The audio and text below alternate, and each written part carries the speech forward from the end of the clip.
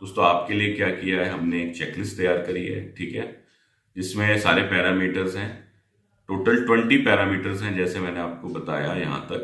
तो ब्रॉन्ज के लिए ये वाले पैरामीटर्स हैं, जिसके अंदर लीडरशिप आता है, स्वच्छ वर्क प्लेस या 5S आता है, सेफ्टी आता है, ऑन टाइम डिलीवरी आता है और क्वालिटी मैनेजमेंट आता है, या इसको हम बात करें तो एक तरीके से ISO।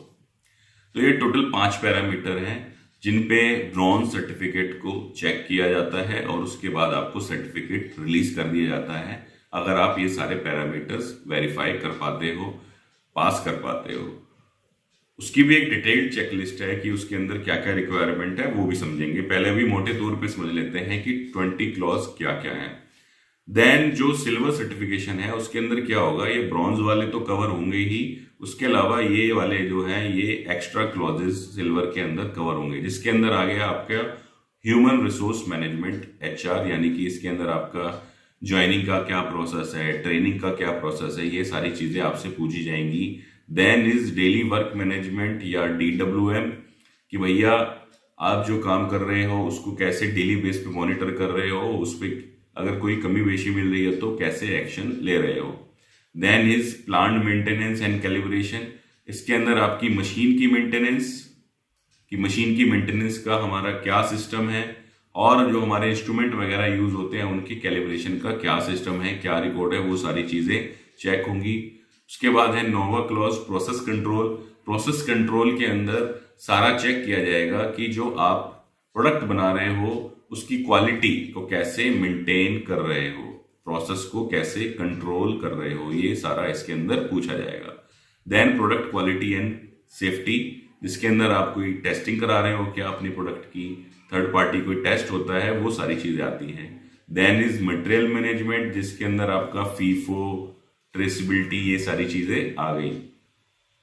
उसके बाद है आपका एनर्जी मैनेजमेंट, कि आपने जो रिसोर्सेज लगाए हुए हैं एनर्जी के, उन पे आप सेविंग के लिए क्या क्या एक्शन ले रहे हो, ये सारी चीजें चेक होगी। और आपने क्या क्या आइडेंटिफाई किया है कि आपके यहाँ क्या टॉप एनर्जी कंजम्पशन वाले रिसोर्सेज हैं, उनको कैसे आप रेक्टिफाई कर रहे हो, उसमें क्या क्या आप इंप्रूवमेंट्स कर रहे हो जिससे कि एनर्जी बचे। ये भी क्या हुआ, मॉनिटरी बेनिफिट हुआ अपनी यूनिट के लिए।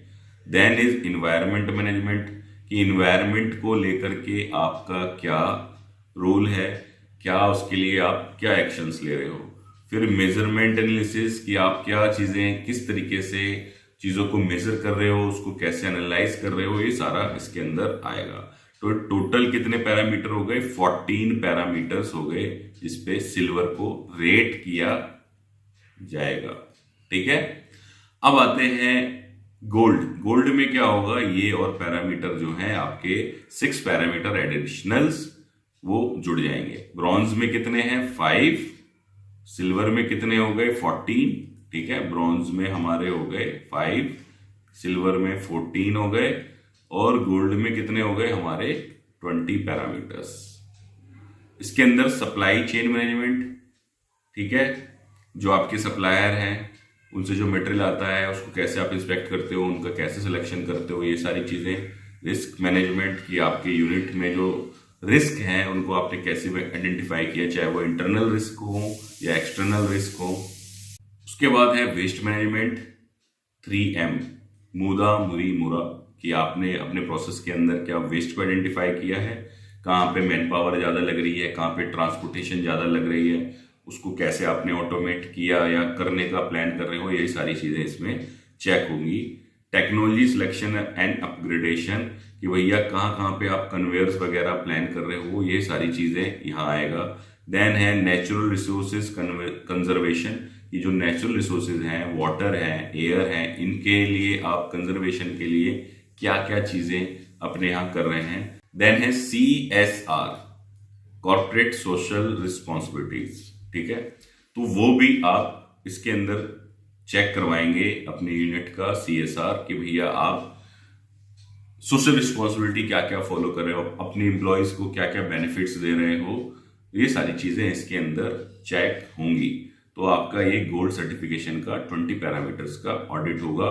ऑडिटर आपके यहाँ पर आएगा, सारी चीजों को वेरीफाई करेगा, और आपके कोई गैप है तो उनको बताएगा कि आप इनको ऐसे से ठीक करो और सर्टिफिकेशन आपको इसके बाद रिलीज हो जाएगा। तो दोस्तों इसके अंदर एक और चीज है जो आपको बताने वाली है। आप यहाँ देख रहे हो कुछ को मैंने ग्रीन ऐसे हाईलाइट किया हुआ है, यहाँ भी और यहाँ भी 5, 7, 12, 13। तो अगर आपके पास ISO 45001 है तो आप थर्ड जो क्लॉज नंबर है ये आपको ऑडिट कराने की जरूरत नहीं है। मतलब जब आपके यहाँ ऑडिटर आएगा तो ये थर्ड नंबर पॉइंट नहीं देखेगा, क्योंकि आपके पास ऑलरेडी सेफ्टी मैनेजमेंट का सिस्टम लगा हुआ है। देन 9000 अगर आपके पास है तो फिफ्थ पॉइंट भी आपका चेक नहीं होगा। अगर आपने कोई लीन सर्टिफिकेशन किया हुआ है, जैसे पहले स्कीम चलती थी LMCS, लीन मैन्युफैक्चरिंग कॉम्पिटिटिवनेस स्कीम, अगर उसका कोई आपके पास सर्टिफिकेट है तो आपका DWM नहीं चेक होगा। देन एनर्जी मैनेजमेंट, अगर आपने 50001 लिया हुआ है तो एनर्जी मैनेजमेंट आपका नहीं चेक होगा। देन इज एनवायरमेंट मैनेजमेंट, अगर आपने 14001 लिया हुआ है तो आपका ये पॉइंट चेक नहीं होगा, यानी कि 1, 2, 3, 4, 5। तो अगर आप गोल्ड के लिए अप्लाई कर रहे हो और आपके पास ऑलरेडी ये सर्टिफिकेशन है तो आपको 15 पैरामीटर्स ही चेक कराने हैं। ऐसे ही आप अगर सिल्वर के लिए अप्लाई कर रहे हो तो आपको क्या करना है, 14 - 5 हो गया, तो 5 पैरामीटर 14 में से नहीं कराने ऑडिट। उसी के बेस पे आपका सिल्वर का सर्टिफिकेशन हो जाएगा। अब दोस्तों डिटेल चेकलिस्ट भी एक बार समझ लेते हैं कि डिटेल चेकलिस्ट जेड की क्या है। तो यहां जैसे अगर हम पॉइंट वाइज चलें, जैसे पहला पॉइंट आया लीडरशिप पैरामीटर, उसका डिस्क्रिप्शन, उसकी रिक्वायरमेंट क्या क्या है, डॉक्यूमेंट्स क्या क्या चाहिए, और मैंने यहाँ पे डाल दिया ब्रॉन्ज लेवल तक क्या चाहिए, सिल्वर तक क्या चाहिए, गोल्ड तक क्या चाहिए। अब दोस्तों कंटिन्यू करने से पहले मैं आपको बता दूं कि अगर आप भी गोल्ड सर्टिफाइड होना चाहते हो तो हम आपकी उसमें मदद कर सकते हैं। उसके लिए आपको जो नीचे नंबर दिखाई दे रहा है इसके ऊपर आपको व्हाट्सएप के ऊपर या कॉल के ऊपर कांटेक्ट करना है। हम आपकी यूनिट का एक बार गैप एनालिसिस कर लेंगे कि आप कहाँ पे खड़े होते हो, कहाँ स्टैंड करते हो, और उसके बाद आपको ये गोल्ड सर्टिफिकेशन की जर्नी में आपकी मदद कर सकते हैं। रिकमेंड आपको मैं यही बार बार कर रहा हूं कि आप ब्रॉन्ज पे ना जाकर के सिल्वर या गोल्ड पर जाएं, तभी हमारे लिए बेनिफिट है एज ए यूनिट, तभी चीजें हमारे यहाँ पर कुछ इंप्लीमेंट होंगी, सुधार आएगा। कर किस लिए रहे हम ये सारा, कि हम वर्ल्ड वाइड एक रिकॉग्निशन हमको मिले, हमारे यहाँ सुधार आए, ठीक है। तो उसके लिए कुछ पैरामीटर्स तो हों जो हमारे यहाँ इंप्लीमेंट हो कि जब बाहर से कोई यूनिट विजिट करने के लिए आए, क्योंकि गवर्नमेंट जो है जेड सर्टिफाइड यूनिट्स को बहुत ज्यादा प्रमोट कर रही है और आगे और भी ज्यादा प्रमोट करेगी, खास तौर पे एक्सपोर्ट्स के लिए। कि कोई अगर एक्सपोर्ट्स के लिए आता है तो उनके साथ डेटा शेयर किया जाएगा कि भाई ये हमारी जेड सर्टिफाइड यूनिट्स हैं, आप इनको आकर के विजिट करो, इनके यहाँ आपको काफी चीजें जो हैं वेल इंप्लीमेंटेड मिलेंगी, क्योंकि इन्होंने इस लेवल का सर्टिफिकेशन किया हुआ है। तो जेड के अंदर क्या है, बहुत सारे जो सर्टिफिकेशंस हैं उनसे अच्छी अच्छी चीजें ली गई हैं और उनको डाला गया है ताकि आपके यहाँ पर जो ये इतने सारे सिस्टम्स हैं वो इंप्लीमेंट हो सके और आप एज ए सिस्टमेटिक यूनिट काम कर पाओ। अब कंटिन्यू करते हैं चेकलिस्ट पे। जैसा मैंने बताया आपको टोटल 20 पैरामीटर्स हैं, 5 ब्रॉन्ज में, 14 सिल्वर में और 20 गोल्ड के अंदर। अब एक एक करके थोड़ा डिटेल के अंदर जान लेंगे कि क्या क्या रिक्वायरमेंट है किस किस पैरामीटर की। तो जो सबसे पहला पैरामीटर है लीडरशिप। लीडरशिप के अंदर मेनली रिक्वायरमेंट क्या है कि आप कंपनी की रोल्स एंड रिस्पॉन्सिबिलिटी डिफाइन हो, कि क्या बंदा क्या काम करता है तरीके से लिखा हो, ऑर्गेनाइजेशन चार्ट आपका डिफाइन हो और उनकी जो रिस्पॉन्सिबिलिटीज हैं प्रॉपरली डिफाइन हो, क्वालिटी के लिए, प्रोडक्शन के लिए, मेंटेनेंस के लिए एटसेट्रा। ये सारा पहले उसके अंदर आपका चेक होने वाला है। साथ ही साथ आपके जो ऑब्जेक्टिव्स हैं, क्वालिटी ऑब्जेक्टिव्स कह लीजिए या KPIs कह लीजिए कंपनी के, वो डिफाइन आपके होने चाहिए कि आपका टारगेट क्या है, कि भाई प्रोडक्शन को कितना इंप्रूव करना है, क्वालिटी को कितना रिड्यूस करना है, एनर्जी कॉस्ट को कितना रिड्यूस करना है। ये सारी रिक्वायरमेंट क्लॉज नंबर 1 जो कि लीडरशिप है उसके अंदर आता है। देन है स्वच्छ वर्कप्लेस। जो लोग 5S से अवेयर हैं तो इसके अंदर क्या है, सारा आपका 5S चेक होने वाला है स्वच्छ वर्कप्लेस के अंदर, कि भैया आपका 5S की टीम डिफाइन हो, उनके SOPs बने हो, 5S की चेकलिस्ट बनी हो, 5S के जोन लीडर्स डिफाइन हो और एक ऑडिट का सिस्टम होना चाहिए और ऑडिट में कोई कमी बेशी मिलती है तो उस पर एक्शन होना चाहिए और ट्रेनिंग होनी चाहिए लोगों की 5S के ऊपर। देन आता है थर्ड पैरामीटर जो है हमारा ऑक्यूपेशनल वर्क प्लेस सेफ्टी, जिसके अंदर रिक्वायरमेंट क्या है, आपकी सेफ्टी पॉलिसी बने हो, सेफ्टी के सिस्टम हो, ठीक है, आपने जितने भी आपके यहाँ सेफ्टी के कंसर्न हैं उनको आइडेंटिफाई किया हुआ है क्या, जिसको हम क्या बोलते हैं, उसको हम बोलते हैं HIRA, hazard identification and risk assessment. ये आपने किया हुआ है कि आपने यूनिट के अंदर कि भैया कहाँ कहाँ से आग लगने का खतरा है तो उस पर आपने क्या एक्शन ले रखा है, कहाँ कहाँ से चोट लगने का खतरा है उस पर आपने क्या एक्शन ले रखा है। रेगुलर आपकी ट्रेनिंग्स होती हैं या नहीं होती हैं, पीपी लोग पहनते हैं नहीं पहनते, आपने सेफ्टी के सिस्टम बनाए हैं नहीं बनाए, मॉक ड्रिलिंग का कोई सिस्टम है क्या आपके यहाँ पर, फायर की मॉक ड्रिल का, सेफ्टी के जो पैरामीटर्स हैं कि कितने एक्सीडेंट हो रहे हैं ये सारी रिकॉर्डिंग है या नहीं है। उसके बाद में आपका जो नियर मिस अगर है या एक्सीडेंट है उसको रिकॉर्ड करने का क्या सिस्टम है, और उसको अगर आप रिकॉर्ड कर रहे हो तो उसको एनालाइज कर रहे हो, और टॉप मैनेजमेंट इनको रिव्यू करती है या नहीं करती। मतलब पूरा आपका वर्क प्लेस पूरा सेफ सिक्योर हो जाता है अगर आप थर्ड पैरामीटर इंप्लीमेंट करते हो।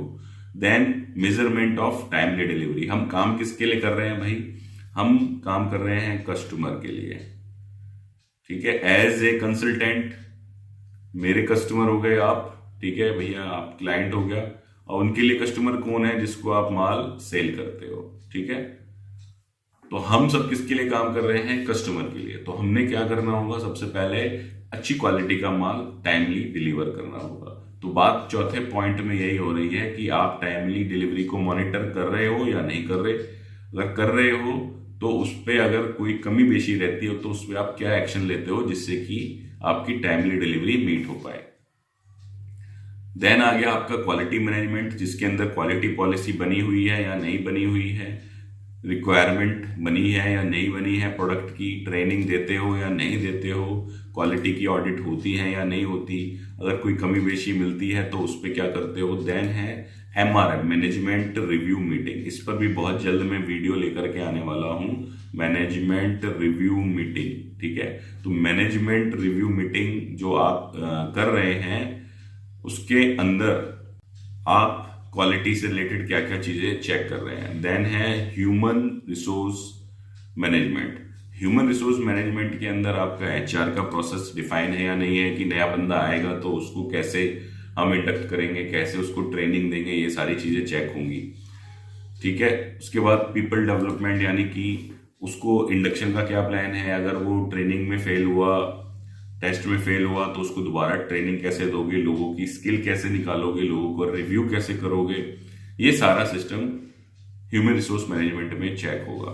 देन आता है daily work management. Daily work management के अंदर आपके QCD, क्वालिटी कॉस्ट डिलीवरी के जो पैरामीटर्स हैं आप उनको डेली बेस पे रिव्यू कर रहे हो या नहीं कर रहे हो, उनके ग्राफ्स, ट्रेंड्स, जिनको हम बोल देते हैं KPI, की परफॉर्मेंस इंडिकेटर्स, आपने बना रखे हैं नहीं बना रखे। जैसे अगर मैं बात करूं तो reduce COPQ, cost of poor quality reduce करना, रिड्यूस रिजेक्शन करना, टाइमली डिलीवरी इंप्रूव करना, ट्रेनिंग इम्पार्ट करना, मेंटेनेंस कॉस्ट रिड्यूस करना। तो इस तरह की चीजें आपने क्या डिफाइन कर रखी है, अगर कर रखी है तो उनको मॉनिटर कर रहे हो नहीं कर रहे, और अगर उनमें कोई कमी बेशी है तो उस पर रूट कॉज या एक्शन लेते हो या नहीं लेते हो।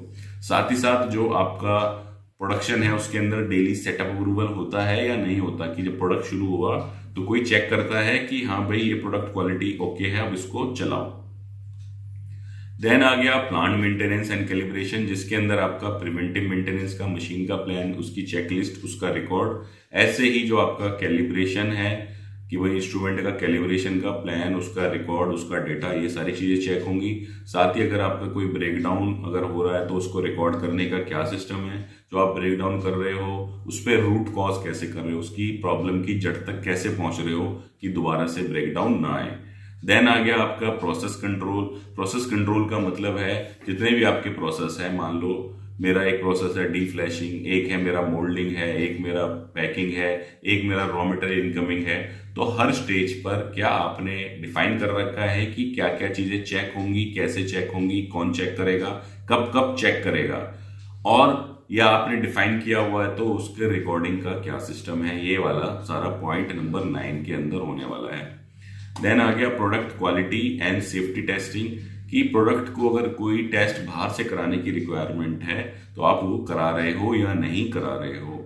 देन है मटेरियल मैनेजमेंट। मटेरियल मैनेजमेंट के अंदर आपका सारा इन्वेंट्री कंट्रोल का सिस्टम, कि आपने क्या इन्वेंट्री के नॉर्म्स डिफाइन करे हुए हैं कि मिनिमम कितना रखना है, मैक्सिमम कितना रखना है, आपको सबके लेवल डिफाइन है। अगर डिफाइन है तो क्या वो मैनेजमेंट ने अप्रूव किए हुए हैं। फर्स्ट इन फर्स्ट आउट का क्या सिस्टम है आपके यहाँ, फीफो का, ट्रेसिबिलिटी का क्या सिस्टम है, ये सारी चीजें मटेरियल मैनेजमेंट के अंदर आती हैं। देन है एनर्जी मैनेजमेंट, यानी कि जो आपके यहाँ प्लांट के अंदर एनर्जी लग रही है, चाहे वो डीजल हो, चाहे वो इलेक्ट्रिसिटी हो, चाहे वह कोई गैस हो, तो इस प्रकार की जो एनर्जी आपके यहाँ लग रही है, क्या आपने जितने भी रिसोर्स हैं उनको आइडेंटिफाई किया है, उनके टारगेट को सेट किया हुआ है, उनका जो रिकॉर्ड है उसको मेजर कर रहे हो, आप एम्प्लॉयज को ट्रेनिंग दे रहे हो, और रेगुलर ऑडिट होती है या नहीं होती है एनर्जी की, और कोई कमी पेशी है तो उसका रूट कॉज करते हो या नहीं करते हो, ये सारा एनर्जी मैनेजमेंट के अंदर चेक होगा।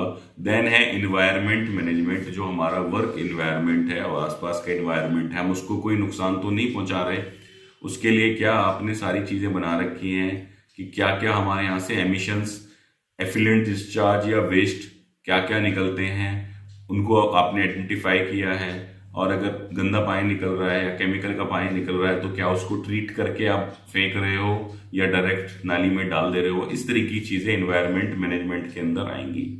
देन है measurement and analysis. Measurement analysis में जैसा मैंने आपको बताया, defect, rework, rejection, cost of pore quality, customer satisfaction, ये सारी चीजें आप केपीआई में मॉनिटर कर रहे हो या नहीं कर रहे हो, की परफॉर्मेंस इंडिकेटर्स में। अगर मॉनिटर कर रहे हो तो उनमें अगर कोई कमी पेशी है तो उस पर आप क्या एक्शन लेते हो, ये सारा 14 पॉइंट के अंदर चेक होगा। तो यहाँ हमारा सिल्वर के पैरामीटर्स खत्म हो गए। इसके बाद अब आएंगे हम गोल्ड वाले जो एक्स्ट्रा पैरामीटर्स हैं, जिसमें सप्लाई चेन मैनेजमेंट आ गया, कि आपका जो सप्लायर सिलेक्शन का कोई प्रोसेस डिफाइन है या नहीं है।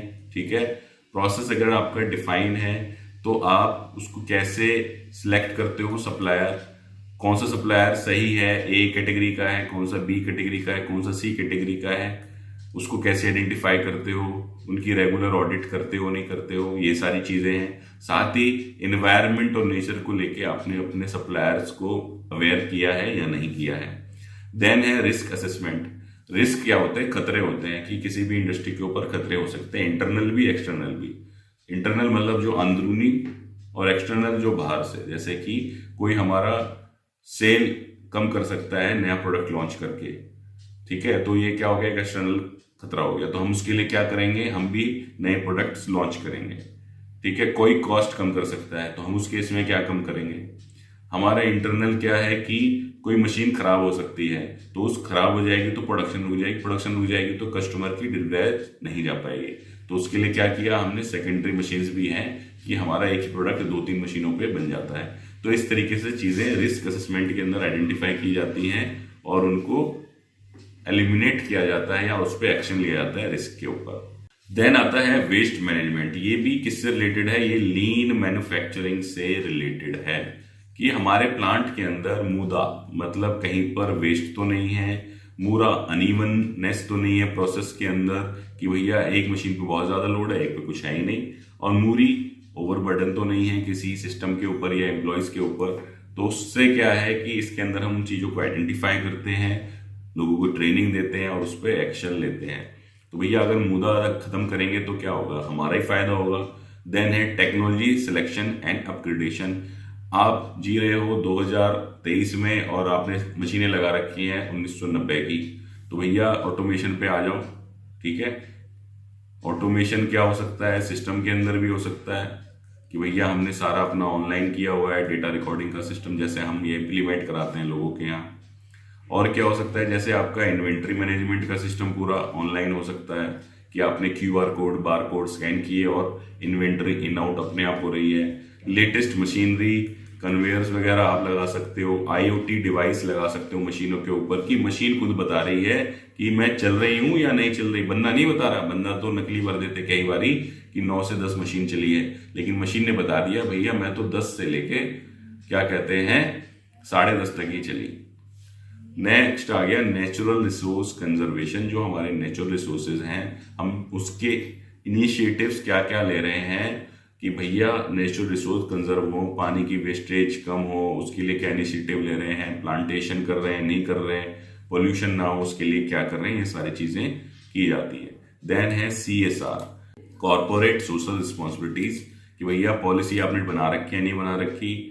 उसके बाद में labour practices, environment, fair operating practices, community involvement, ये सारे आप जो एक्शंस हैं ले रहे हो या नहीं ले रहे हो अपने यूनिट के अंदर। जैसे कुछ लोग क्या करते हैं लोन स्कीम चला के रखते हैं अपने एम्प्लॉयज के लिए, भैया विदाउट इंटरेस्ट आप यहाँ से लोन ले सकते हो अगर कोई आपको जरूरत पड़ती है। कुछ लोग शादी, बच्चों की शादी में पैसे देती हैं कुछ कंपनियां, कुछ किसी बच्चे की पढ़ाई को स्पॉन्सर कर देती हैं, आसपास कैंप्स लगाते हैं। तो ये सारी क्या है CSR है कि हमारी as a company, as a organization समाज के प्रति कुछ जिम्मेदारी बनती है, वो हम कर रहे हैं या नहीं कर रहे। तो टोटल ये 20 क्लॉजेज हो गए जो हमारे Z स्कीम के अंदर चेक किए जाते हैं।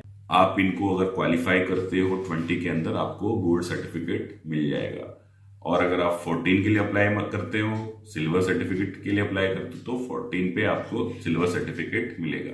बेनिफिट्स तीनों के अलग अलग हैं, चाहे वह मॉनिटरी पैसे के टर्म्स में हो या हमारे यहाँ सिस्टम इम्प्लीमेंटेशन के टर्म्स में हो। अब आपको डिसाइड करना है कि आपकी यूनिट के लिए बेस्ट क्या है। हम आपकी इसकी इम्प्लीमेंटेशन में मदद कर सकते हैं अगर आपको रिक्वायरमेंट है तो।